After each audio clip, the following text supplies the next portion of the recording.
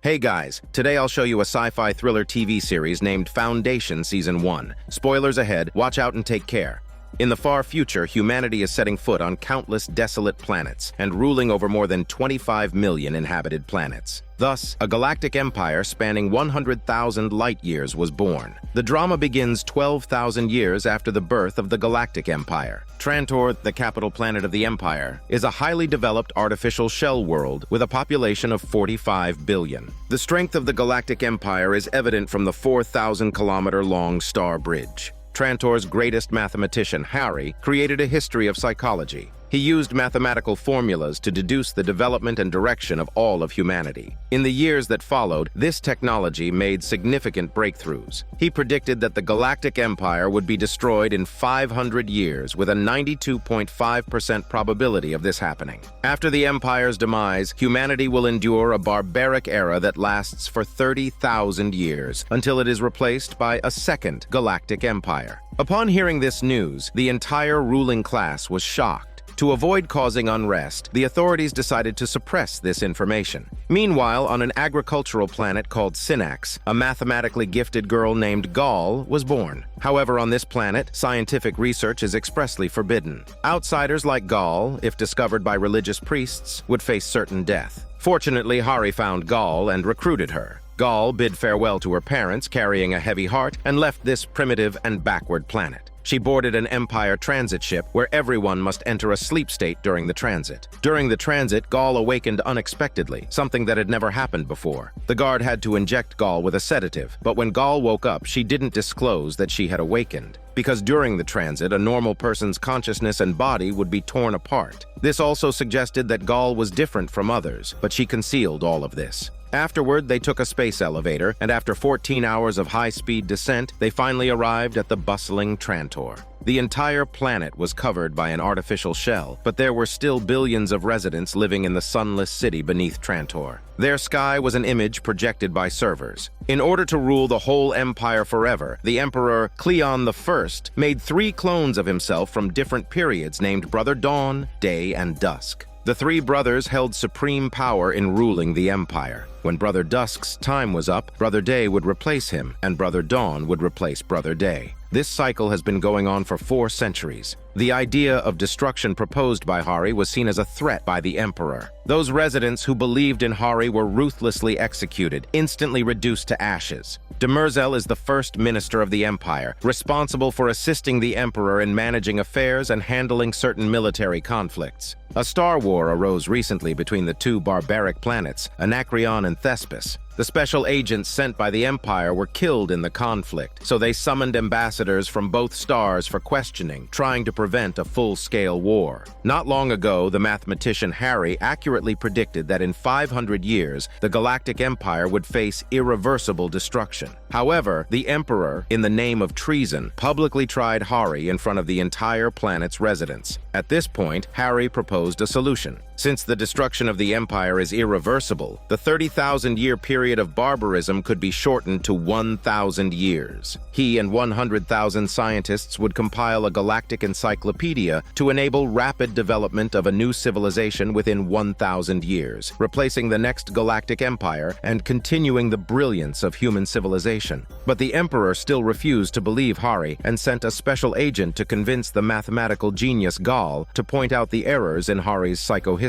But Gal opposed the Emperor on the spot. She firmly believed that Hari's prediction was correct. The Emperor could not accept this reality and decided to execute both of them on the spot. But just then, Trantor's Star Bridge and space station were both attacked. The greatest project in the Milky Way collapsed just like that. The Star Bridge, which connected the space station, wrapped around the entire planet like an execution tool. Trantor, a planet covered by an artificial shell, experienced a catastrophe that affected at least 50 layers below the surface, with casualties exceeding 100 million people. This infuriated the Emperor, who summoned Hari and Gal for questioning. Hari stated that he had predicted something like this would happen, but he could not determine when it would occur or who the culprit was because he could not predict individual behaviors. The recent attack was just the beginning. The Emperor realized the crisis. This time, he listened to Harry's solution and agreed to let him compile the Galactic Encyclopedia. However, to avoid causing unnecessary panic, they had to go to the edge of the Galactic Empire, to the star Terminus, to complete their mission. But things did not seem that simple. The Emperor's assignment to Terminus was equivalent to banishment. Terminus is 50,000 light-years from Trantor, but the Emperor did not provide them with a jump ship, so it would take them 800 days to reach Terminus. But for the future of the entire Milky Way, they could not care about it so much. Not long after, Harry led his team on the long journey to Terminus.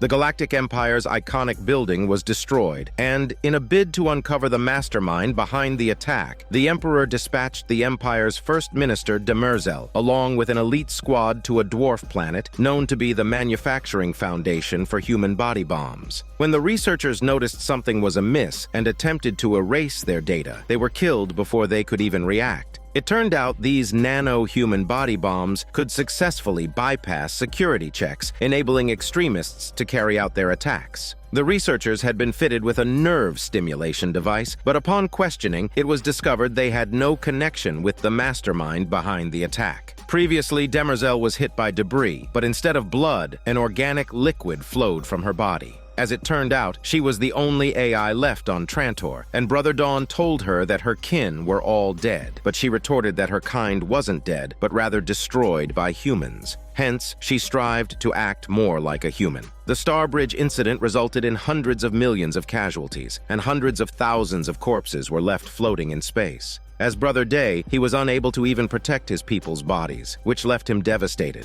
To appease his subjects, he decided to launch a devastating attack on planet Anacreon and Thespis. Despite the opposition from Brother Dust, the tragedy still occurred. It was a universe-level live broadcast, a cruel execution scene. The entourage of the two ambassadors was executed one by one, but he spared the two ambassadors, forcing them to watch as their planets were trampled upon. This was more painful than death. The actions of Brother Day disappointed Brother Dust, and Brother Dawn expressed his lack of understanding towards his brother's actions. Demerzel, however, told him that their ways of dealing with the world have always been similar. On the other side, Hari's scientific team had already arrived in the depths of the universe aboard a sublight-speed spacecraft. Unlike a jump ship, a sublight-speed spacecraft cannot jump through space. Their journey to Terminus, 50,000 light-years away, was a long one. The scene changed, and Gaul led the team to a dark cave to mine for ores. Just then, a strange alien creature attacked them. In the ensuing chaos, sparks from the bullets ignited the flammable materials in the rock crevices, causing a violent explosion. It turned out this was only a simulation training exercise. It seemed that the environment on Terminus was exceptionally dangerous, and several simulated operations ended in failure. Gaul calculated that 5 years after their landing on Terminus, their death rate would be as high as 34%. The difficulty of building a foundation far exceeded Hari's expectations.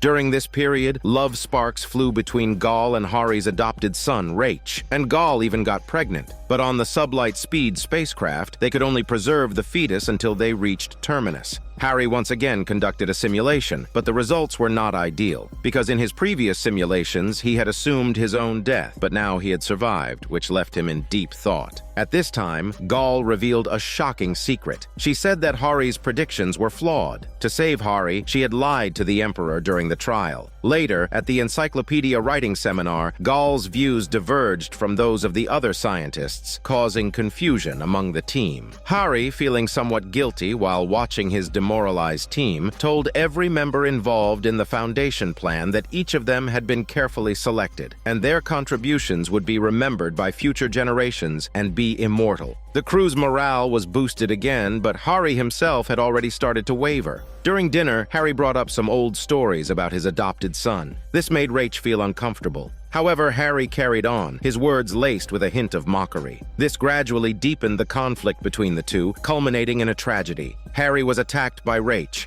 The greatest mathematician of the Galactic Empire fell, and Gaul happened to witness the entire scene. Before she could comprehend what was happening, Rach quickly took something from Harry's ear and swiftly put Gaul into an escape pod. It's then revealed that 400 years ago, Cleon I ruled the Galactic Empire. Under his leadership, Trantor flourished. But all beings must experience birth, aging, sickness, and death. Emperor is no exception. His life was nearing its end, but he was reluctant to let go of the Galactic Empire that spanned 100,000 light years. He wanted to witness the Star Bridge rise from the ground, standing at the center of the galaxy, overlooking everything he had created. So, he entrusted his cloning project to the biohuman, Demerzel. This marked the beginning of a new era in the Empire, with 3 generations of the Emperor ruling simultaneously. Over 400 years later, 19 years had passed since the Star Bridge explosion. The former Brother Dust had reached the end of his life. Looking at the wreckage of the Star Bridge floating in space, he couldn't help but feel guilty. Cleon I's most cherished creation was destroyed at their hands. This was Brother Dust's last supper.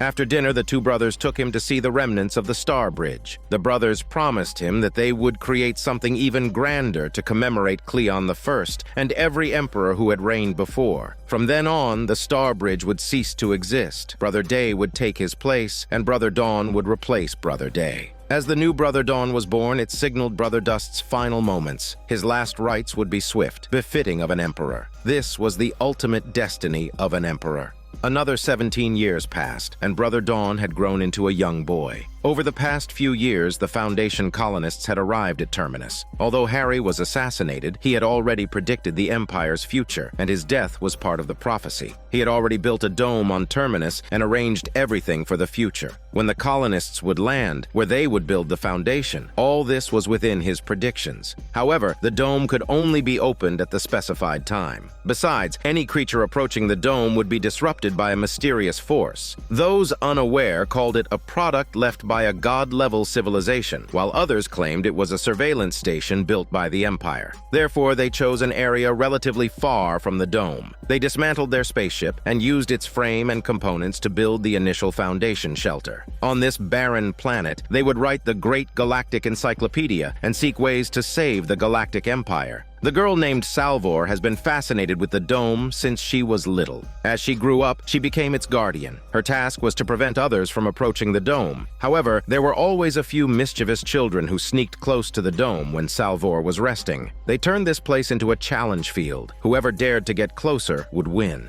The first child didn't get far before he was scared to tears and peas. But then, a child who was not easily intimidated appeared. He seemed to be knocked unconscious by some unknown force. The other children ran away when they saw what happened. Luckily, Salvor appeared in time to save the child. For some reason, she could approach the dome without harm. She was the only one who could do so. This suggested that she was part of Harry's prediction. Salvor asked her mother about her origins multiple times, but her mother remained silent. Then one day, Salvor discovered that the magnetic field of the dome was expanding. On Terminus, a group of people were fulfilling Harry's mission in the small town of Foundation. For over 30 years, they were writing the Galactic Encyclopedia while observing the anomalies of the dome. The once large research team had dwindled. This barren and desolate planet didn't produce any metal ore, so they had to purchase necessary supplies from other planets. Salvor's boyfriend, Hugo, was a procurement officer at the Foundation. He was always driving a cargo ship around nearby star systems. Whenever Hugo returned fully loaded, the children of the Foundation were excited because he would often bring snacks that the planet didn't have, such as chocolate. Hugo could only stay on Terminus for a short time when he returned this time. After that, he had to go out and buy supplies again. Hugo introduced Salvor to the planets he had visited. Salvor, who had never left Terminus, was also full of endless imagination about outer space. Hugo hoped she could go with him to see the outside world, but Salvor had her own mission and couldn't leave. At night, Salvor went out on her usual patrol, but when she got close to the dome, she saw a running boy through her telescope. Salvor warned the boy not to run around at night, but he rushed into the spaceship wreckage without looking back. When Salvor chased into the ship, the boy was already gone. She then encountered a native creature of Terminus called the Bishop's Claw.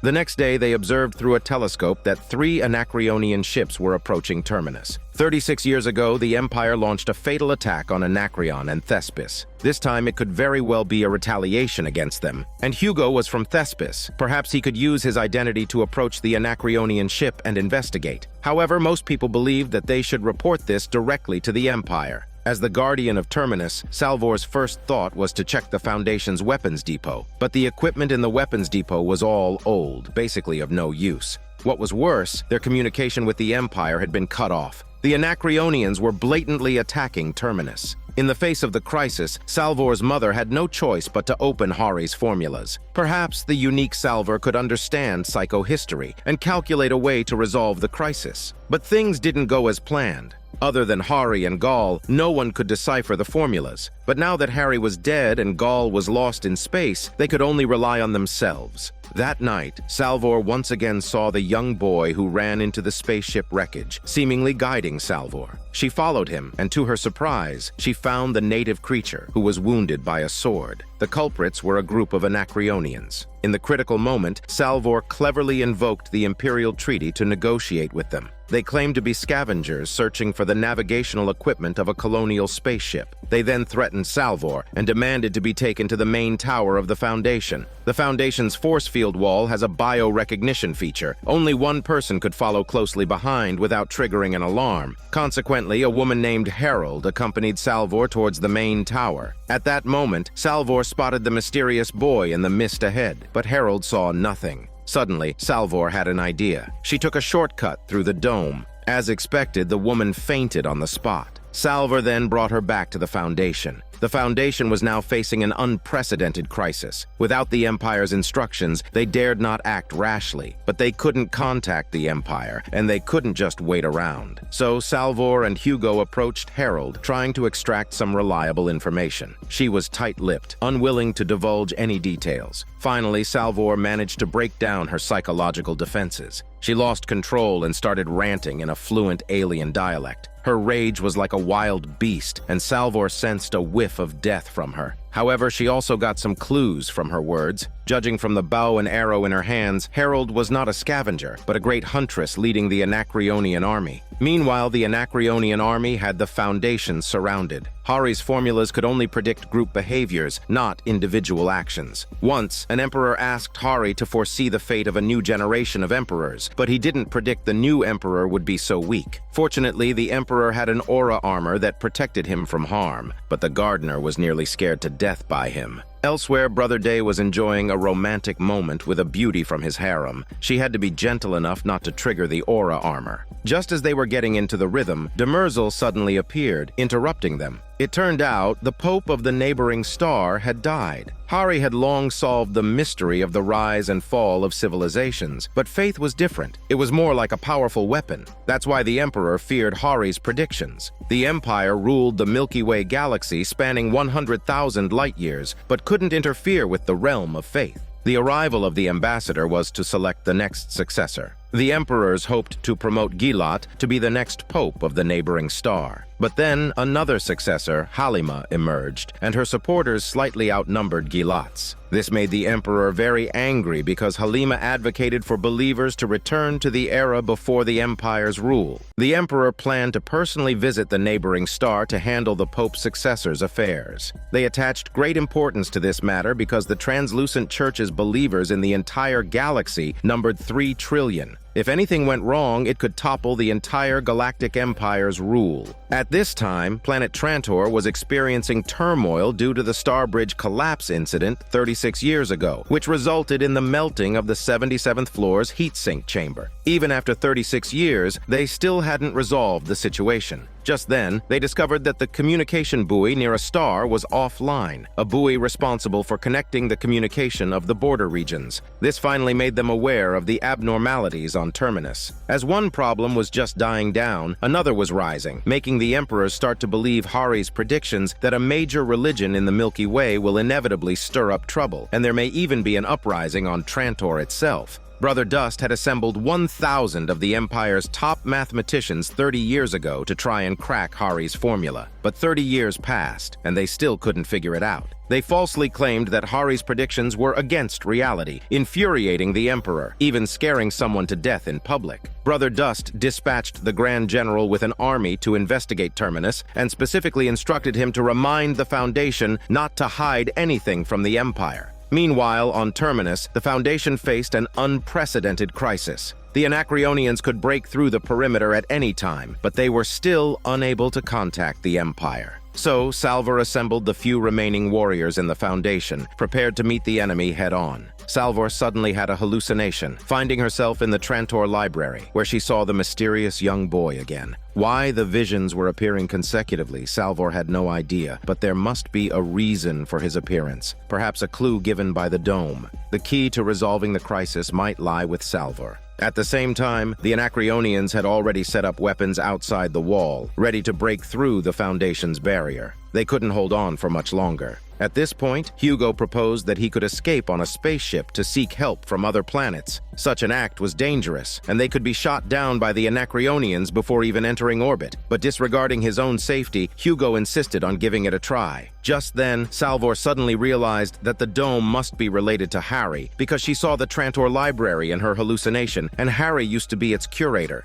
In some unknown realm deep in the universe, an escape pod slowly came into view. It turned out to be Gaul. She had been floating in the dark space for over 30 years, and it was only now that she was captured by a spaceship. Due to the hibernation feature in the escape pod, Gaul still looked the same as before, but she didn't know where she was. Inside the escape pod was the dagger smeared with Harry's blood. Thinking of everything that had happened, Gaul was tense. She kept knocking on the pod door, but no matter how hard she tried, there was no response. She almost injured her hand due to the effort. But then a miracle happened. The dagger in her hand was suddenly sucked onto the door handle, and the pod door magically opened. It seemed that her blood mixed with Harry's blood triggered some program. Gaul moved cautiously through the corridor and into the spaceship's main hall. The ship was eerily quiet, and apart from her, it was completely deserted. Gaul rushed to the control console and asked the ship's AI system where the rest of the crew were. However, the system indicated that she was the only one on board. She then asked the AI what year it was. The system's answer left Gaul astonished. She had been asleep for more than 34 years. When Gaul tried to send a distress signal, the system showed that she did not have sufficient privileges. She also could not alter the spaceship's course. Her only option was to search the Empire's news archives. There, she discovered that Hari had passed away.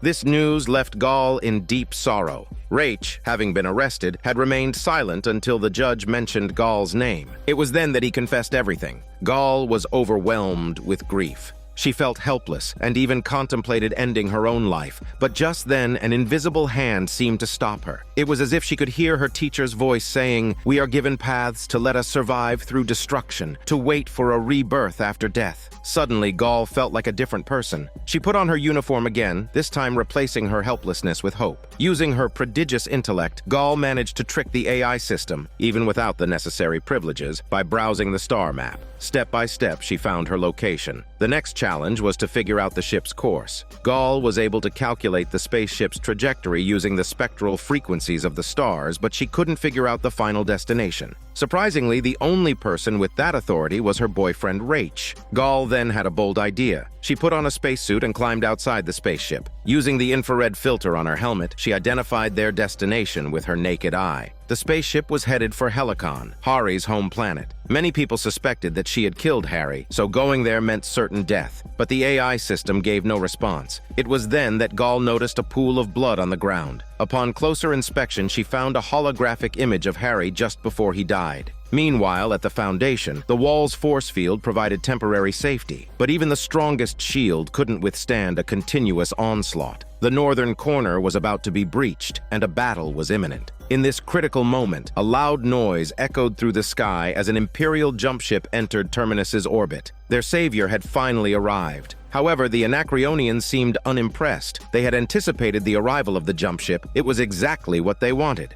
After scanning the situation on Terminus, the jump ship quickly discovered the Anacreon fleet. The general immediately contacted the Foundation. They had received the Foundation's distress signal, but Salvor suggested they keep their distance until they fully understood the Anacreonians' intentions. However, the general insisted on bringing Harold to the jump ship for interrogation. Just as this was happening, the Anacreonians activated a signal jammer and cut off communication with the Foundation. They had been listening in on the conversation, and as soon as the general mentioned bringing the woman on board, they cut the signal to prevent Salvor from making a judgment. Salvor realized they must be plotting something and rushed back to the Foundation, but it was too late. Harold had already been taken away. They brought her to the main tower, preparing to take her to the jump ship, but she activated a pulse jammer hidden in her eye. The force field controller was damaged, and the Foundation's shield instantly disappeared. After that, the Anacreon army stormed the defenseless Foundation. The inhabitants had no means to resist and could only scatter and flee.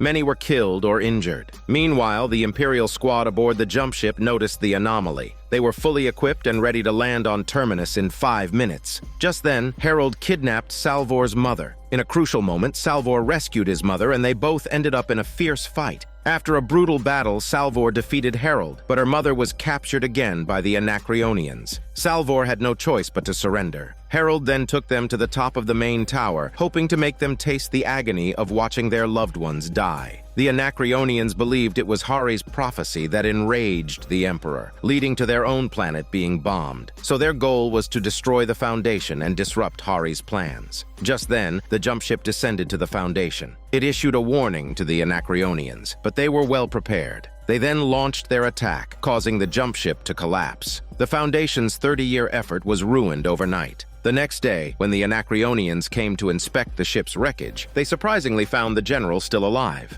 They took him captive, along with all the Foundation's inhabitants except for Hugo and Salvor's father, who managed to escape, and 2 children who slipped through the net. The 2 children sneakily went into the room where Salvor was held, and at the right moment, they coordinated perfectly and rescued Salvor. Indeed, the Anacreonians' motives were deeply concealed. They first cut off communication and then attacked the Foundation. When the jump ship arrived at Terminus, they did everything they could to make it approach the ground. Eventually, they used a high-speed missile they had prepared in advance to destroy the jump ship. Now, they wanted the Foundation's scientists to repair the destroyed jump ship for their own use. Their next plan would be to jump to Trantor and complete their revenge. Salvor never expected to be saved by these 2 troublemakers. They dragged Salvor all the way to the geothermal tunnel, even making fun of her heavy weight along the way. At that moment, a child mentioned the Invincible warship. Salvor was surprised and asked where they had heard that name. It turned out they had overheard the Anacreonians' conversation while rescuing Salvor. In fact, the Invincible warship had been missing for centuries. Could it be that the Anacreonians had found it? They had mentioned before that they were looking for a colonial ship's navigation device. Salvor realized the seriousness of the situation. As soon as they left the tunnel, they ran into Hugo and the mayor. According to them, the Anacreonians had reset the wall's force field, which meant they couldn't return to the Foundation. They had to find a way to retake the Foundation, but Salvor thought of the Anacreonians' escort ship parked near the geothermal field. She suspected the Anacreonians' goal was to build a planet-destroying warship. If they succeeded, the entire galaxy would be destroyed. Salvor had been experiencing multiple hallucinations recently, which must have a reason. Salvor convinced her father to abandon the Foundation for now and focus on destroying their escort ship. On a side note, Salvor's father grew up in the underground city of Trantor, so his physical condition wasn't great. Along the way, her father told Salvor about the magnificent Trantor, but he had no regard for it. Behind the splendor of Trantor were endless lies and deceit. It took the hard work of countless people to achieve the prosperity of Trantor, but most of its residents lived in misery. Finally, they arrived at the geothermal field. Salvor observed that the Anacreonians were setting up bombs near the hydroelectric room. Their intention was to destroy the entire base. Salvor decided to destroy the escort ship from a distance, but just then she experienced another hallucination. This time, her consciousness connected to Gaul's body. It turns out that Harry's death was part of the plan too, but he couldn't do it himself. Hence, he let Rach bear the blame. Moreover, the presence of Rach with Gaul would disrupt the plan. Everything was inevitable because the mathematical result doesn't lie, and it was Rach who was supposed to enter the escape pod. That explained why the only authority set for the system of the ship that captured Gaul was Rach. When Salvor woke up, the Anacreonians discovered their geothermal field and instantly descended into chaos. Meanwhile, the mayor quietly circled around to the other side, preparing to do something. The Anacreonians' firepower was all concentrated on Salvor and Hugo, but they didn't notice that the old mayor was already rushing towards the escort ship with explosives. At the critical moment, the Anacreonians still discovered him. Salvor took out the nearby soldiers from a distance, but the mayor finally fell. At the brink of life and death, he detonated the explosives. The mayor used his own life to destroy the escort ship. He had once joined the Foundation plan simply because the person he liked was there. In the end, he also believed in Harry's plan and paid everything for it. Salvor was ashamed because her decision cost her father's life. She felt that she had messed up. Harry also said that the entire galaxy can turn towards another possibility due to one person's actions. She now believed that she might be that chosen person. At night, the two of them stealthily snuck into the base through the geothermal tunnel. However, before they could act, they were caught by the Anacreonians. All three of their escort ships were destroyed. Now, the only spaceship left to leave the terminus was Hugo's cargo ship, and the only person who could operate this ship was him. But Hugo, in order to protect Salvor, deceived Harold, saying that the spaceship could only take off with Salvor's joint operation. Thus, under Hugo's guidance, Salvor, who had never piloted a spaceship before, learned on the spot and started the cargo ship. The Anacreonians also brought along some Foundation scientists useful to them and the captain of the jump ship. Under the gaze of the Foundation residents, they left the terminus. On the other side, Brother Dawn bagged 6 prey on his first ever hunt, shattering the record set by Brother Dust. His attendants informed him that Brother Dust's best was just 3 in a day. Just then, a gunshot echoed nearby. Brother Dust had brought down his 4th game. Brother Dawn, however, displayed an unusual panic. He instructed his attendants to hide 3 of his lizards, to lead Brother Dust into thinking he had only 3. He seemed to be deliberately concealing something, but Brother Dust didn't notice anything amiss. This was the Palace of Trantor, the most resplendent palace in the entire Galactic Empire, which had ruled the Milky Way for over 12,000 years. This place was the Emperor's harem. The beautiful women seen everywhere were just pieces of decoration in the court. They could only retain a day's memory, as designed by Cleon I. Brother Dust thought this was perfect, but not Brother Dawn. Brother Dawn had fallen for a gardener in the harem, Azura. Azura had been the botanist of the harem since she was 13. She was the girl who was scared off when Brother Dawn fell from the building. Her father had also been an ecologist in the palace. But when the Emperor asked Azura about the falling incident today, she appeared flustered. The servants could only remember and see what the Emperor wanted them to. This was somewhat tragic, an ugly side of the Empire. Azura recommended a plant to the Emperor which could relieve pain and heal wounds quickly. From then on, Brother Dawn took more interest in Azura. He would often remotely control spy dragonflies to secretly watch her when she was working. Whenever he had free time, he would run to the harem to chat with her. Brother Dawn asked Azura if she could see the beauty of the world. Indeed, she could. She could see the roses in the harem and the beautiful sunset. Through their conversations, it was revealed that Brother Dawn was colorblind. For centuries, he had been the only emperor with a defect. This was why he hid his prey during the hunt. Because chameleon dinosaurs could camouflage themselves and were hard to spot in the woods, but this didn't affect the colorblind as much. This was a secret he had guarded all his life, but he told it all to Azura. This was also why he had jumped off the building before. Suddenly, Azura said to the Emperor if he wanted her to keep his secret, the best way was to push her off from here. But Brother Dawn chose to win her smelly tongue over with love.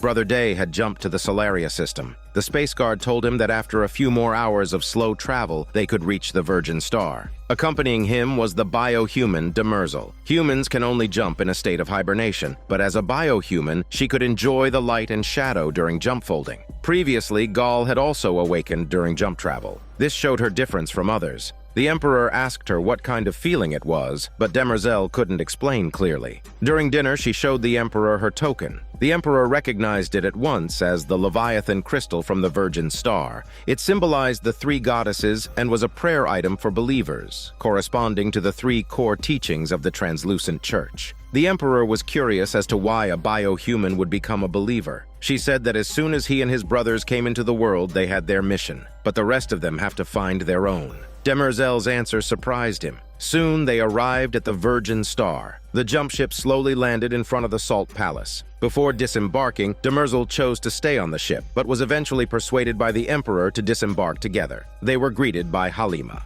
As expected, she didn't take the Emperor seriously. Not only did she come to meet the Emperor alone, but she also offered him her leftover water. We can see the contempt on the Emperor's face, but he could only bear it. The Virgin Star is a severely water-deficient inhabited satellite orbiting Sirius. Only after arriving at the Virgin Star did the Emperor discover that all the residents hoped Halima would succeed as the Pope, including Gilat himself. Because freshwater prices on the Virgin Star were high, they believed Halima could solve the water problem. But the Emperor still insisted on his choice. He came here for the purpose of campaigning for Gilat. At the same time, he assured the people that the Empire would build a seawater desalination system covering the entire satellite on the Virgin Star. This greatly increased Gilat's popularity. However, at the funeral of the last pope, a turnaround occurred. Halima suddenly interrupted Gilat and delivered a shocking speech. She argued that the Empire's stagnation had violated the faith of the three goddesses. The crowd was moved by Halima's speech and began to worship the statue of the three goddesses, including Demerzel. The outcome of the election would change as a result, plunging the Emperor into a terrible predicament.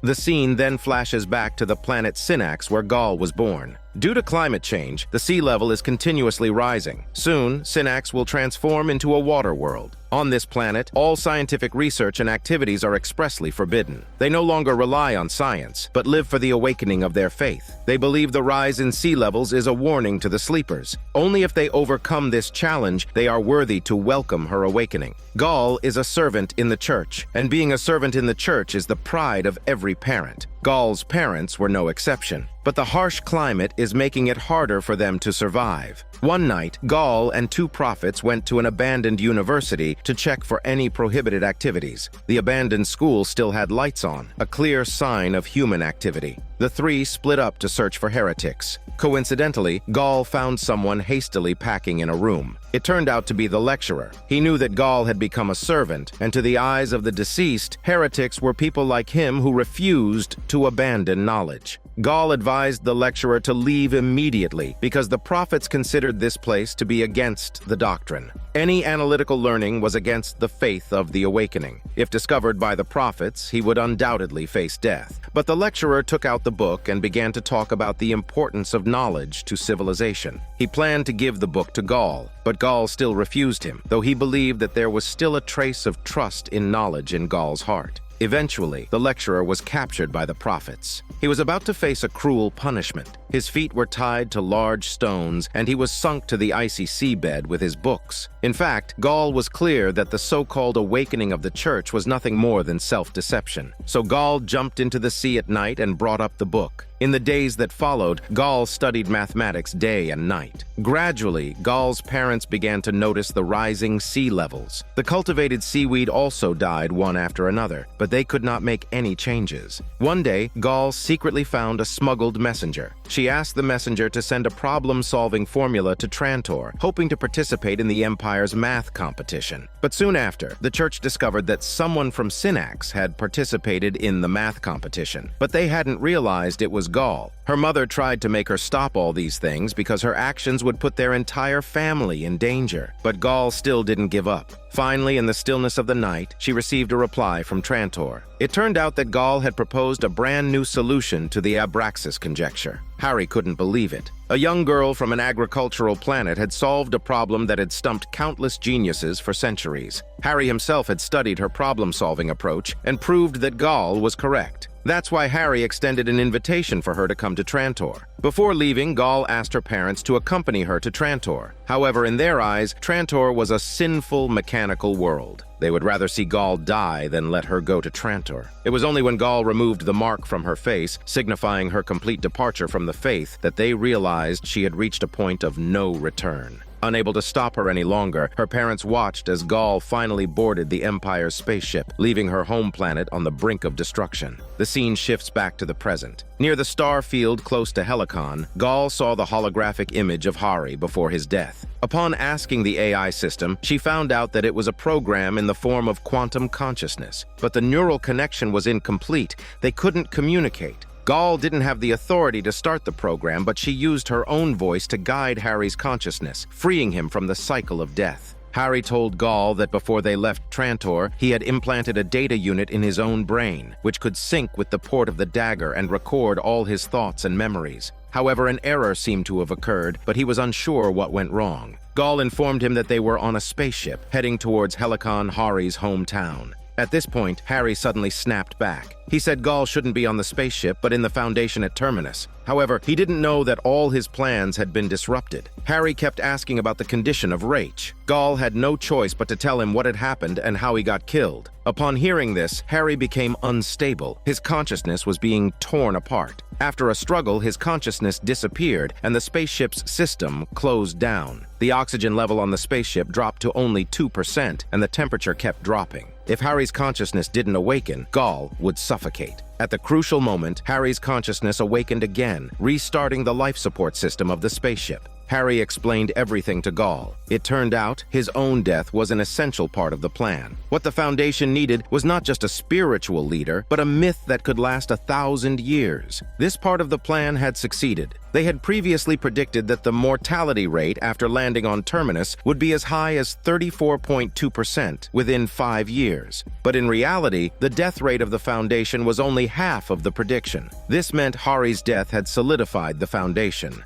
However, Gaul felt the Foundation was not a faith, and Harry was not a god. He was just a man with a high opinion of himself. Gaul never believed that Harry would sacrifice his life for the plan. At this point, Harry mentioned that he suffered from a disease inherited from his father. This disease would cause his perception to deteriorate rapidly, not to mention facing the challenges of Terminus. If he were still alive, many people would call him a madman for bringing them to this barren planet. Now, all of this made sense. Previously on the colonization spaceship, they had simulated the environment of Terminus and predicted various outcomes after landing. It was from that time that Harry began to have doubts. Coupled with the trouble of the disease, which caused his abilities to decline, he stored his memories and thoughts at his peak. This was the wisest choice. So his death was not a prediction, as he could not predict individual destinies. Everything he did was to pave the way for the plan. In other words, his talk about the dream of the Foundation plan and the motivation he gave to the scientists were all lies. After all, a dead man is more likely to become a legend, making future generations willing to give everything for the plan.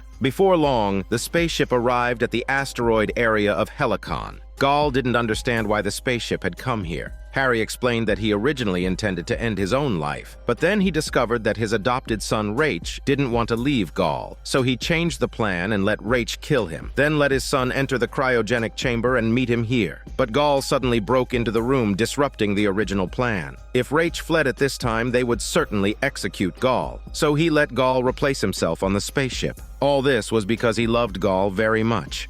Gaul could not accept this reality. She felt that Harry had deceived them and used them, but Harry said that from the moment she solved the Abraxas conjecture, she had accepted this role. Because she had registered for the mathematics competition publicly, she knew that this would put her parents in danger, but she still came to Trantor. This was Gaul's own choice. Now Rach was dead, and she had ended up here due to a twist of fate. She blamed everything on Harry. But Harry began to question Gaul. Why did she break into the room instead of continuing to swim in the pool, because she usually didn't finish her training at that time? Finally, Gaul revealed her secret, because in the swimming pool she felt an ominous premonition. This premonition had no images. It was more like a physical impulse. In other words, her body could predict danger before her consciousness did. For example, she had a premonition before the star bridge collapsed. On the jump ship, before the agent spoke, she already knew what he wanted to say. Just then, a meteorite fragment pierced the hull of the ship, but Gaul had predicted it beforehand. This was something Harry could not predict. He couldn't predict when it would happen, but Gaul could. It wasn't through mathematical calculations, but a natural ability to foresee the future. The scene shifts to the bio-human of the Galactic Empire kneeling openly in front of Halima. This deeply angered Brother Day. Yet Demerzel argued that if she hadn't knelt down, it would indicate she had abandoned her faith. The Emperor, however, failed to understand her. Being a clone, he had no patience for such sentiments. He questioned Demerzel's status as a bio-human, challenging her faith in light of her eternal life. Wasn't this in contradiction with the doctrine of reincarnation?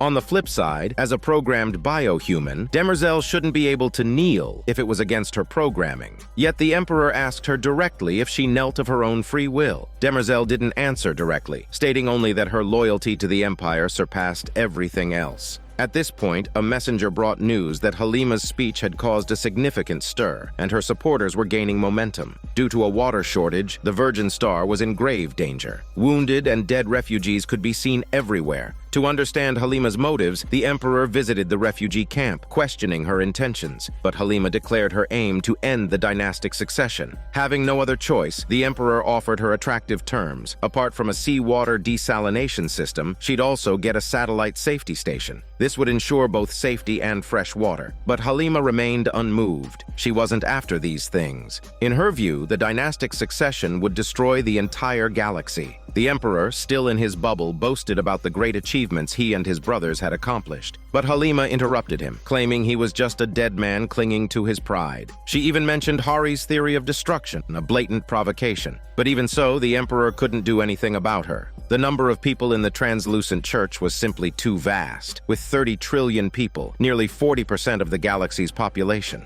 What startled the Emperor more was the possibility that she might have been behind the collapse of the Star Bridge. At this point, he remembered Hari's prophecy about a major religious faction causing agitation in the galaxy. It seemed his prediction was spot on. Demerzel came up with a plan. She thought they could filter out Halima's communication data and delete the words related to dynastic succession. But the Emperor didn't want to resort to such tactics. He wanted to prove that both Hari and Halima were wrong. This time, he demonstrated the demeanor of a true emperor and challenged Halima. Halima once said that a soulless emperor could never understand himself, but today he would go against his nature. He decided to ascend the goddesses' spiral staircases. He wanted to redefine the truth of the three goddesses and seek a broader source of power. The scene then shifts to Brother Dawn, who didn't have to worry about the affairs of the Empire. He spent each day observing Azura's every move, and little by little, their feelings for each other grew. He removed his royal bracelet, shed his halo armor, and applauded love with Azura. She even gifted him a pair of color-correcting glasses, but Brother Dawn voiced his concern. He couldn't draw attention, and he certainly couldn't let Brother Day and Dusk discover his flaws. Azura suggested he could secretly wear them when no one was around, but Brother Dawn was still worried. If his secret were revealed, he'd lose everything. Moreover, he had more than one flaw. When shaking hands, his right thumb would press on top of his left, whereas Brother Day and Dusk did the opposite. Not only that, they had vastly different lifestyles and eating habits. While these would not be problems for ordinary people, for the Emperor of the Galactic Empire, even the slightest issue was unacceptable. Brother Dawn then took Azura on a tour of the palace, introducing her to the Emperor's stand-ins encased in glass, which continuously received information and maintained contact with the other three emperors. If an emperor were assassinated or damaged, these figures would take his place. This surprised Azura greatly, knowing that the emperors were mere test subjects. This was also why Brother Dawn feared his brothers. If they discovered what made him different, he would undoubtedly be replaced. Their existence was to be perfect replicas, with no room for imperfections. So he couldn't make any changes, couldn't correct his vision. He could only continue pretending or choose to end his life.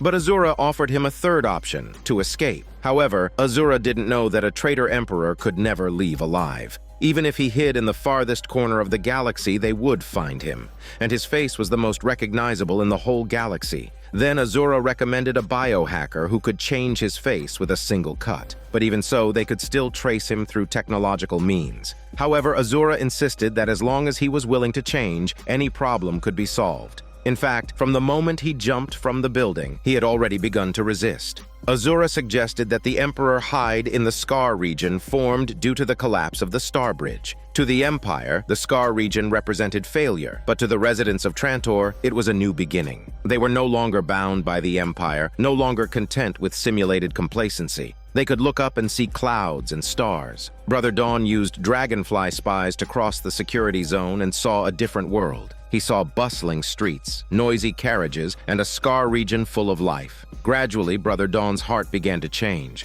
The scene shifts to a pilgrimage route stretching hundreds of kilometers. Pilgrims are to challenge the human body's limit of endurance. There is no food, no water, and the crowd of worshippers must not rest midway. Furthermore, they cannot carry any artificially made items. The Emperor is no exception. Brother Day must remove his Imperial bracelet, shed his halo armor, and even the nanobots within his body have to be taken out. He will challenge the goddess's test in mortal form. If he gives up midway or fails, Halima and her agitators will become even more rampant. Hence, he can only succeed. Failure is not an option. After all, he symbolizes the entire Galactic Empire. Before leaving, he took off the salt crystal from Demerzel's bracelet. This was the only item he could carry, as if Demerzel was always by his side. Along the way, Brother Day saw worshippers who died midway and those who gave up. The worshippers cannot fall to their knees. They either exhaust their strength to reach the center of the staircase or face the judgment of death. Yet in history, very few pilgrims could reach the center of the staircase. On the way, Brother Day met an old man. The old man told him that the goddess's staircase would create an illusion, making one believe they've walked a long distance, when in fact, they hadn't. They should take one step at a time, have faith, slow down, and follow the guidance of the goddess to complete the remaining journey. This old man hailed from an industrial planet. All those toxic substances and industrial products that can't be produced on Trantor come from this planet, like the Emperor's favorite ceramic glaze. Their planet is shrouded in thick white fog, so they can't see the polluted scene. Brother Day didn't reveal his identity to him. The scorching ground, the blistering sun were incessantly torturing his body. Brother Day couldn't hold on any longer, but he still didn't fall to his knees. He mustered his strength to stand up again. But at that moment, the old man behind him suddenly fell down. Brother Day's legs started trembling non-stop, but he still didn't give up. He looked at the corpses piled up on the road and once again turned helplessness into motivation. Finally, Brother Day limped into the holy cave and received the baptism of holy water. He saw the dancing salt particles, and then a three-leaf flower was formed. It turns out that people who successfully completed the goddess's staircase after the baptism of holy water would trigger an ionic reaction. The three goddesses would give him an illusion, and each person's illusion is unique. Brother Day succeeded in the challenge. After returning to the Salt Palace, the Zephyr Council interpreted his vision for him. It turned out that a long time ago, two stars collided, forming three satellites, which are the three goddesses they speak of. Meanwhile, the nurturing root flower appeared on Virgin Star, granting them the ability to reproduce life. This is the origin of the Translucent Church's belief in the three goddesses. However, over the centuries, the nurturing root flower gradually went extinct and hasn't been seen for a long time. This three-leaf flower is germinated from a monocotyledonous seedling, which means that three elements derived from a single element, very similar to the Emperor's destiny. Just like the current three emperors are but copies of Cleon I. This made the proud Brother Day shed tears for the first time, and he also received affirmation from the Zephyr Council. Because the Emperor's ancestors never dared to set foot here, it also shows that his soul has not stagnated. The Council decided that from now on, no Zephyr will obstruct the Emperor. Before leaving, Brother Day did not forget to thank Halima. With her encouragement, he had the opportunity to embark on the pilgrimage and thereby won everyone's respect. Eventually, Demerzel found Halima, and the two bid their last farewell. Halima failed to become the Pope and was set to return to her own planet. But Demerzel was not happy with this outcome. She simply had no choice. Demerzel's past also gradually surfaced. It turned out that more than 10,000 years ago, Demerzel had walked the goddess's spiral staircase and had also seen the illusion of the goddess. This is why she, as the last biohuman, assisted the Emperor for over 10,000 years. Halima also guessed Demerzel's purpose for coming here because the Emperor would never let Halima leave this planet alive. This is why Demerzel told her the truth. When she touched Demerzel, the poison had already penetrated her body through her skin. She would leave this world painlessly, which would also make others think that Halima died of natural causes. Brother Day's trip to Virgin Star ended perfectly. After dinner, he would jump back to Trantor. But at this moment, Demerzel suddenly questioned the Emperor. When she first came to Virgin Star, there was a preserved nurturing root flower on her dressing table. She brought it back 10,000 years ago. It's the one the Emperor happened to see that day. But the Emperor misspoke and denied it, saying Demerzel was overthinking. But in fact, Demerzel's guess was correct. Brother Day did not see any so-called illusion at all. All this was just a game played by Brother Day. He had deceived 3 trillion people. In the rocky ring of the Helicon star, the spaceship was struggling to move forward, with debris ceaselessly pelting its hull. Gaul confided in Harry that she had the ability to foresee the future since she was a child. She saw her own family and her entire planet swallowed by the sea. It was precisely because of her extraordinary talent that she chose to study mathematics. She wanted to use math to prove that predictions could be wrong and find a way to avert impending catastrophes. However, all of this was futile because predictions can't be reversed. At that moment, the spaceship became unstable due to the impacts of the debris. Yet the spaceship automatically activated its heat dissipation system, a result of Hari's meticulous planning. The goal of this spaceship's journey to the Helicon star seemed to be far from simple. Under Gal's persistent questioning, Hari finally revealed a shocking conspiracy. As it turned out, Hari had planned to return to the Helicon star from the start, and Terminus was just the second foundation in his plan. To a certain extent, the foundation on Terminus was merely a decoy, because the real first foundation was the Helicon star, Hari's hometown, where he had abundant resources and connections. Now, he knew that Gal had the talent to foresee the future, which would be of great help to the development of the first foundation. But Gal refused him. Hari was indifferent to this, so Gal could only threaten him. She wanted to leave the spaceship the same way she had come, but where could she go? It would take decades to reach Terminus. Returning to Trantor would result in exile by the Empire. However, Gal insisted on leaving the spaceship. The vast galaxy was more than just these two planets. Hari had also said that Gal's intuition was very important to the plan, and Gal's intuition told her to leave this spaceship. Meanwhile, the temperature inside the spaceship was still rising, so Gal came up with a desperate plan. Despite Hari's persuasion, she picked up a hammer and smashed the heat dissipation system. If this continued, she would be roasted alive before they even reached the Helicon star.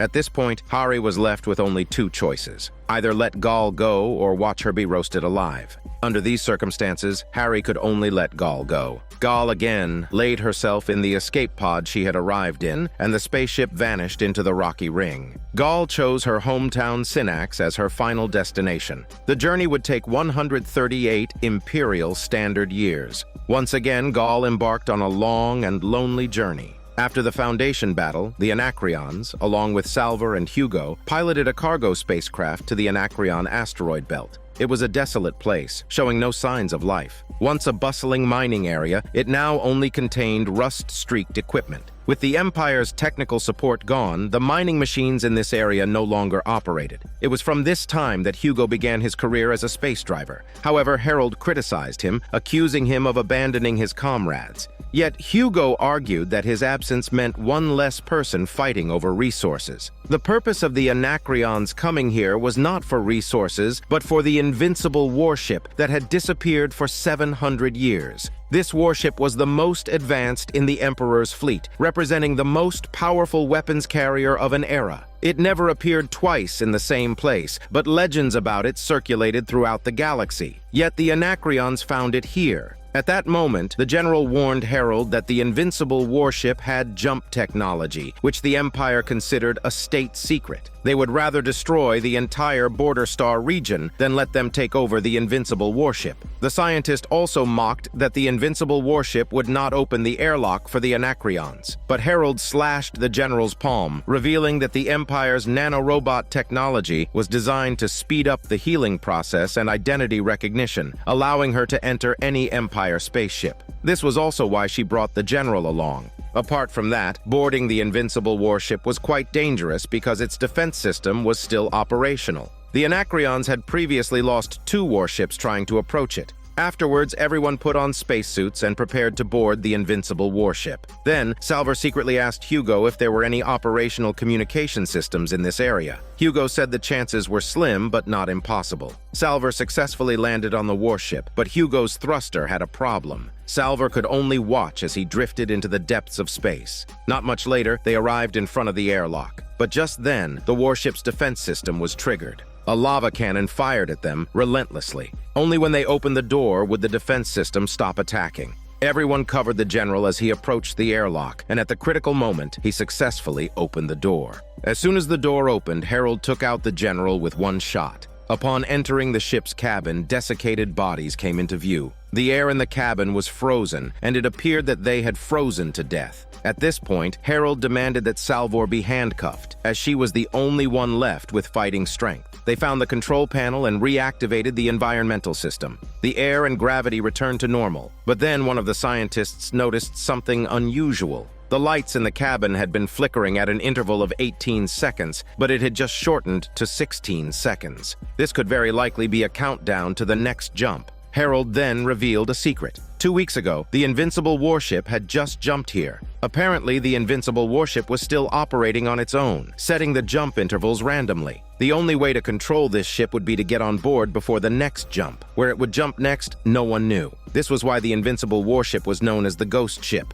The reason for its disappearance was that it had either jumped to outer space beyond communication range, or it had left the Milky Way altogether. After some calculations, they found out that there were only 4 hours left until the next jump. If they couldn't gain full control of the ship within 4 hours, they could end up dead and lost in space. But if successful, the Invincible warship would jump to Trantor, leaving Salvor at a loss. Salvor then tried to persuade the scientist to join him in a counterattack. As they prepared to enter the control room, Salvor noticed something wrong and pulled the scientist back just in time, or he would have crashed into an energy barrier. As a guardian, she was familiar with this, and she was the only one who could eliminate the barrier. She asked Harold to uncuff her, unaware that Salvor had his own plans. She reset the system's information and eliminated the barrier, but then Salvor and the scientists tried to revolt, resulting in the loss of several experts. Harold wanted to deal with Salvor, but her subordinates stopped her. They needed Salvor to help them resolve the crisis. If they successfully controlled the warship and reset the navigation, they would jump directly to Trantor, causing Trantor to suffer the same disaster as their planet. 36 years ago, the Galactic Empire's planet was attacked. To show his power, the Emperor launched a devastating attack on 2 innocent planets, one of which was the Anacreon star. 2 children playing in the forest were completely unaware that disaster had struck. The Empire's attack wiped out half of all life on Anacreon, and the surviving little girl was Harold. The surviving Anacreons, covered in countless scars, lived for nothing more than vengeance. A desire for revenge kept Harold alive. Now she had found the Invincible warship, the perfect opportunity for revenge. Salvor tried to convince her to give up her revenge. If they attacked Trantor again, the entire outer star domain would be retaliated against by the Empire. But Harold didn't care. She insisted that Salvor set the jump destination to Trantor. Salvor had no choice but to do as told, because the lives of all the Foundation residents were in the hands of the Anacreons. With only 30 minutes left until the next jump, the warship's weapon system was suddenly activated. They couldn't get into the control cabin. Time was running out. Salvor had no choice but to attract fire, coordinating with Harold to destroy the weapons. But just as the control cabin door opened, Salvor picked up a gun from the ground and kept Harold outside the door. They would soon break through the door, so Salvor had to quickly reset the jump destination. They soon discovered that the captain of the Invincible warship had died by suicide. The word EXO was written on the console, representing an external threat. Could this mean a threat from outside the galaxy? They didn't know what kind of encounter had led to this, but they didn't have time to think more. They had to find the independent cabin controlling the course to change the next jump destination. In the control room, there were 4 independent control cabins. 2 were for the weapons system, and 1 was for the propulsion system, so the remaining one must be the navigation seat. With only 20 minutes left until the jump, the warship activated the teleportation agreement. Suddenly, the scientist had an epiphany. This warship didn't have any space guards. The crew had to enter a sleep state before each jump. Before the Empire ruled the space clans, every jump ship was equipped with people with exceptional brain processing abilities. Because folding space was not just science, it was also an intuition. It required a living person to navigate, to perform cognitive jumps. For the future of the Foundation, Salvor decided to be this navigator. She wanted to bring the Invincible warship back to Terminus. With only 5 minutes left until the jump, Harold was still trying to break through the control cabin door. Salvor's actions were opposed by the scientist. If there was a tiny mistake, she would die on the spot. Still, Salvor insisted on her idea. She believed that all this was destined, but just then, Harold suddenly broke in. The scientist was killed on the spot. At the same time, Hugo returned with the people from Thespis. It turned out that Hugo had drifted into space to look for a signal tower and ask for help from Thespis Star, but it was too late. The Invincible warship entered the 10-second countdown to jump. No one knew where it would jump, and no one knew if they could survive the jump. The Invincible warship jumped to the next destination. As expected, Salvor was unharmed during the jump. But what Salvor didn't expect was that they had jumped to the orbit of the Terminus star. It turned out that the scientist used his body as a navigator to perform the cognitive jump, bringing the Invincible warship back here. Salvor urgently contacted the Foundation command, but there was no response from the Foundation. Salvor had a bad feeling. There must have been something wrong with the Foundation. At this moment, she saw that the ship from Thespis Star had also followed. They must have been brought into the quantum tailwave during the jump, so they also jumped along. But the people from Thespis didn't respond either. Salvor was trapped on the warship, and it was very likely to jump again. Just when she didn't know what to do, she saw a cargo ship outside the window. Salvor had a bold idea. Without a tether, she jumped onto the cargo ship. At the critical moment, Salvor held tightly onto the ship. In the end, she entered the interior of the ship and gained control of the ship. She tried to open the communication channel to Terminus once again, but still couldn't connect to the Foundation. The spaceship scanned the surface of Terminus, but failed to detect a functioning communication station. Salvor was at a loss. She realized that it might be the work of the dome. Just then, the spaceship suddenly detected an unidentified object coming at them. Salvor readied her weapon to shatter the approaching target. Just at the last moment, Hugo's voice came from the other side. It turned out they had followed along in the wake of the invincible warship. To avoid being torn apart during the transition, they had knocked themselves out with an anesthetic in advance. Therefore, they woke up later than Salvor. Salvor told Hugo that she was awake during the transition and that the force field emitted by the dome felt similar to the sensation during the space fold. Salvor couldn't explain why she was so unique. The dome and the transition had no effect on her. Moreover, she could clearly feel that the dome's force field was constantly expanding. If this continued, the entire Terminus star would be enveloped by the dome's force field. Salvor was the only person who could prevent this crisis. Despite Hugo's dissuasion, she was determined to return to the Foundation to investigate. Because she was the guardian of Terminus, protecting the Foundation was her life's mission. In the end, Hugo chose to trust Salvor. The two began to plan for the long term. Salvor drove the cargo ship back to the Foundation while Hugo took the people to the invincible warship to find a way to stop the automatic jump. When Salvor returned to the Foundation, she discovered that just as she had feared, the dome's force field had attacked all life forms. The Foundation residents and Anacreon people had all passed out. Fortunately, there was still a chance to rescue them. Salvor headed straight for the dome, ready to do something. When she got close to the dome, she found that the two children had also fainted there, and her mother had fainted under the dome, still holding Harry's photonic consciousness in her hand. Salvor tried to activate the formula, but the object did not respond at all. So, Salvor concentrated all her attention, once again utilizing her recurring hallucinations to connect to Gaul's body. In the end, Salvor successfully activated the formula. Just then, the dome also responded. It shed its black metallic shell, forming two transparent crystal bodies. The dome's force field was turned off and everyone woke up. On the other side, when Hugo and his team reached the control cabin of the invincible warship, they found that Harold had disappeared. She had secretly run to the Thespis people's spaceship, forcing them to hand over control of the ship to her. The center of the dome was emitting a dazzling light, and it seemed to hide a door within it. Salvor decided to approach the dome, but the Anacreons stopped her. They believed the dome was a trap, but just then, two fighter jets appeared in the sky. It turned out that Hugo and the Thespis people had arrived. The Anacreons, faced with such a scale of reinforcement, could only lay down their weapons and surrender. Meanwhile, Harold hopped into a fighter jet, unleashing a torrent of firepower that quickly took out the Thespis people's aircraft. The tables had turned, and now it was the Thespis people's turn to lay down their weapons. Salvor tried to convince her that they could combine the strengths of all three parties to repair the warship so that they could share the invincible warship. But Harold was not in the mood for her babbling. Unexpectedly, Harold's co-pilot betrayed her because nobody wanted to see a war break out. At the same time, the dome emitted a beam of light. Harold immediately took control of the spaceship and launched a fierce attack on the dome. In the critical moment, Salvor picked up a bow and arrow and shot Harold in the neck, ending her miserable life. Meanwhile, a figure slowly emerged from the dome. Judging from the firm steps, it was Harry. To be precise, it was Harry's consciousness. He said that he saw hope while seeing everyone gathered here. The Scar Zone's fissure was caused by the Star Bridge incident, symbolizing the failure of the Empire. Meanwhile, the Scar Zone became a symbol of the Trantor people's desire for freedom.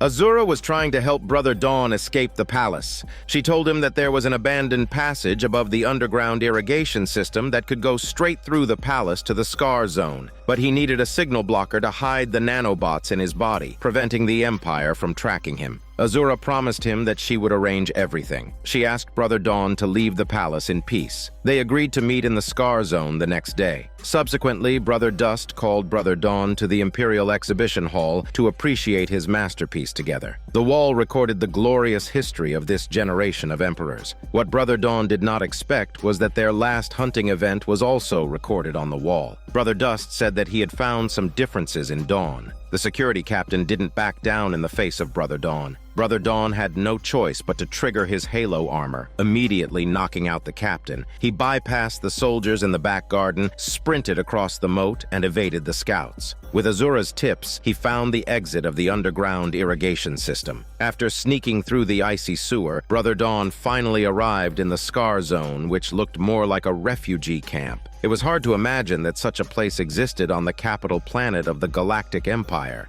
To hide his identity, Brother Dawn took off his Emperor bracelet in exchange for a warm coat. Then he took an elevator to the 33rd underground floor where Azura resided. The area was brimming with a unique vibrancy of life. The bustling streets, ubiquitous snacks, and playful children were all part of a life the Emperor had never experienced. Everything here piqued his curiosity. Subsequently, Brother Dawn found Azura's residence, much to her surprise. They had agreed to meet the next day, but Brother Dawn could not wait. Azura's room was tidy and clean, with alternating warm and cool light. However, Brother Dawn couldn't hide his worry. Azura comforted him using her words and muscles and suggested he take a bath. At that moment, Brother Dawn thought he should give himself a new name, but when he returned to the living room, Azura suddenly attacked him with a gun. Brother Dawn had to escape through the window, but his delicate constitution made it hard for him to run. Eventually, Brother Dawn was captured by a man who looked exactly like him. It turned out that they had stolen the DNA of Cleon I from the palace, aiming to replace the Emperor one day and overthrow the rule of the Galactic Empire. Furthermore, the defect Brother Dawn was born with was also their doing. They had tampered with Brother Dawn's DNA. This was all purported for Brother Dawn to discover his defect and come to the Scar Zone himself, a move that would not arouse the Empire's suspicion. They had been preparing for this day for decades. Everything was a trap meticulously set up by them. Just then, Brother Dawn saw the spy dragonfly. The next second, the Empire's sentinels broke in through the window, swiftly dealing with all the calamities. It turned out that Brother Dust had discovered everything already. He deliberately let Brother Dawn go to catch them all in one swoop. Azura was arrested for her outstanding acting, and Brother Dawn had to pay the price for his weakness, which was not fit for a great emperor. However, how to deal with Brother Dawn was not up to Brother Dust. It was up to the legitimate Brother Day. At this time, Brother Day had also jumped into the orbit of Trantor. After the twists and turns of Virgin Star, he looked much more haggard. The scene shifts to show a six-eyed deer of the Galactic Empire, born with a strange burden. The emperors of the Galactic Empire also have their own burdens. As clones of Cleon I, they were born cold and ruthless, unloved by the people. But only in this way can they manage the Galactic Empire more effectively. Facing the vast territory of the Empire, they must ignore personal issues. Brother Dust questioned Brother Day whether he would also notice the anomaly if they switched the places. Brother Day answered that he believed he would have. Brother Dust insisted on replacing Brother Dawn and hoped that Brother Day would do the same. But after his journey to Virgin Star, Brother Day was no longer as cold and ruthless as before. This time he came to Brother Dawn's side. The tampering of a brother's DNA saddened him somewhat. Even though they looked the same and sounded the same, he was no longer a perfect copy of Cleon I.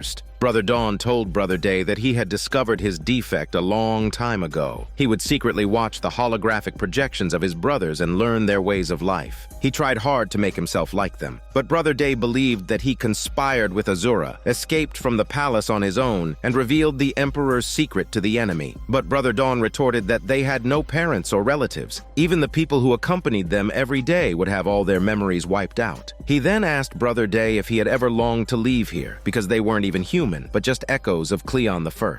Subsequently, Brother Day visited Azura's prison cell. He invited her to take a walk in the backyard garden, a place filled with plants she had carefully nurtured, much like how he had nurtured his brother, Brother Dawn. Among the 80 trillion people under the rule of the Galactic Empire, Azura was the first who nearly toppled the whole dynasty. She may not have orchestrated the plan, but she executed it. Using technology, Brother Day traced everyone connected to Azura, including her relatives, colleagues, and everyone she had contact with in the palace. A total of more than 1,500 people. They were all set to face the Empire's trial. With a wave of his hand, Brother Day wiped them all from existence. From then on, anything related to Azura was erased, and she was to spend the rest of her life in prison. This was the fate of those who betrayed the Empire. Brother Dawn was brought to the Imperial Tower by Demerzel, ready to face the Empire's judgment. Brother Dust hurled abuse at him, wishing he could obliterate him on the spot. But Brother Day had his own thoughts. He believed that unchanging rules would lead the Empire to stagnation. Perhaps they needed to learn to adapt. However, his words met strong opposition from Brother Dust, who believed the Empire should be built on unending continuity, following Cleon the First's rules. He even got into a physical altercation with Brother Day. In the midst of their deadlock, Demerzel snapped Brother Dawn's neck, ending his fragile life. Brother Dust ordered Demerzel to prepare another clone by the next morning. Brother Day, on the other hand, took Brother Dawn's body alone to the incineration platform. Just then, the security captain brought him more devastating news. The rebels' plot had begun earlier and was more widespread than they had anticipated. In other words, all the backup clones were no longer pure copies. What was more terrifying was that even Brother Day himself could have been tampered with.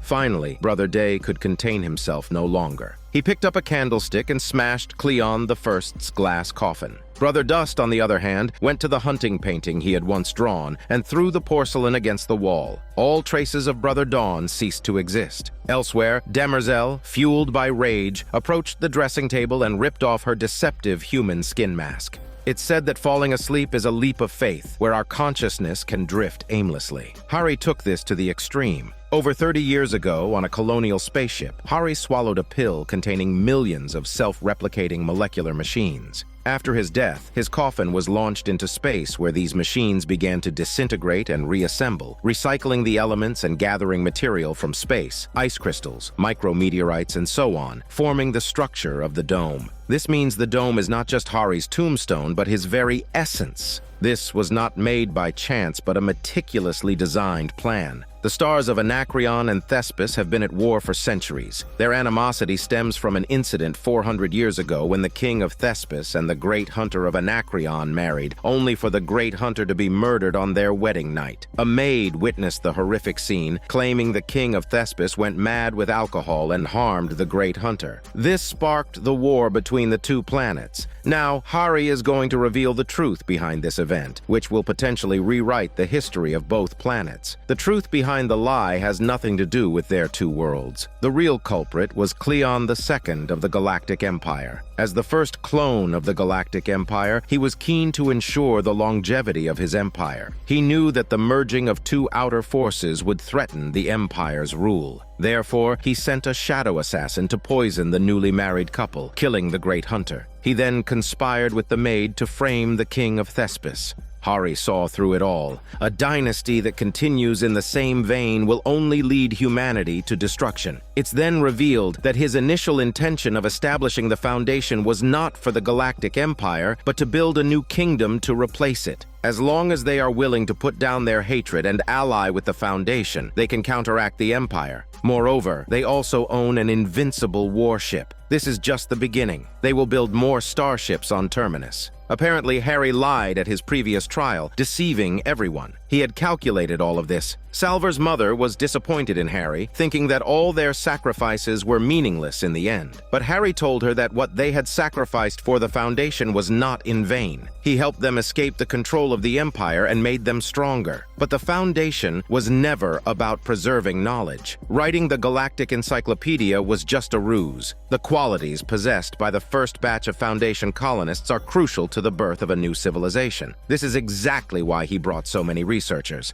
The people of Anacreon and Thespis survived the Empire's revenge. They are also people abandoned by the Empire. If everyone allies, it signifies that we still have a future. The history of mankind is a story of constant change. Under the rule of a continuous dynasty, these voices are gradually erased because the Empire only allows one story. If the Empire continues, the future of mankind will only lead to destruction. But the problem they face now is that once the Empire notices abnormalities, they will rush to Terminus and strangle them in the cradle. At this point, Harry proposed a risky strategy. As long as they used their invincible warship to jump near the primary star while keeping Terminus in subspace, they could activate quantum weapons. The energy signal would appear as a super flare, capable of destroying all life in that galaxy. For the Empire, this unremarkable peripheral region would not be worth the risk to investigate. This means as long as they didn't leave the peripheral region, the Empire would not be aware of their existence. Salvor questioned Harry about whether he had been monitoring the Foundation constantly. Harry told her he hadn't. Even with his powerful consciousness, he could not bear this solitary torment. He would only wake up when he was awakened, this time triggered by the Anacreons, that is, when the dome extended outward. The frequent illusions Salvor had were not sent to her by Harry, and it would take time to restore consciousness. Harry returned to the dome again. He will wake up when the next crisis comes. This is only the first crisis that the Foundation faces. There are more challenges waiting for them in the future. One day, they will confront the Empire directly. Salvor's mother had never thought that she would become a promoter of the plan. She originally thought they were writing the Galactic Encyclopedia at the Foundation in order to build a time capsule for the discovery of future survivors. She once believed Harry's words without doubt, but while Harry predicted all of this, he also concealed it all. She felt puzzled about the future, but Salvor thought the outcomes were the same. Both were to let the Empire perish. Then Salvor came to the captain from Anacreon. She sincerely apologized to him for the death of Harold, but the man was optimistic. He knew that Harold was blinded by hatred and did not care for the future of the Anacreons. But he still has his own children. He hopes his descendants can have a beautiful future. The captain then gave the great hunter's bow and arrow to Salvor as a symbol of peace between planet Anacreon and Thespis. Finally, the two of them planted a Talon oak tree together. This tree symbolizes the spirit of the Anacreons and will grow strong on Terminus. From then on, the residents of the peripheral region put down their hatred. They united together to make the Foundation shine. Hugo also became the captain of the invincible warship. They will join hands to create an era of their own. Salvor is still the guardian of Terminus. One night she saw figures running near the dome again, but this time it was different. This time she saw a little girl. Salvor seemed to think of something. She found her mother and asked about her own origins again. Her mother no longer kept it from her and told her that Salvor was the embryo Gal left on the colonial spaceship. The frequent illusions she saw were fragments of her parents' memories. The little boy she had seen in the Trantor library before was Rach, Gal's lover. The little girl she had just seen near the dome was Gal from Synnax planet. Salvor also realized that Gal must still be drifting in space, so she decided to go find her biological mother. The woman did not stop her, but gave her Hari's consciousness and asked her to give it to Gal.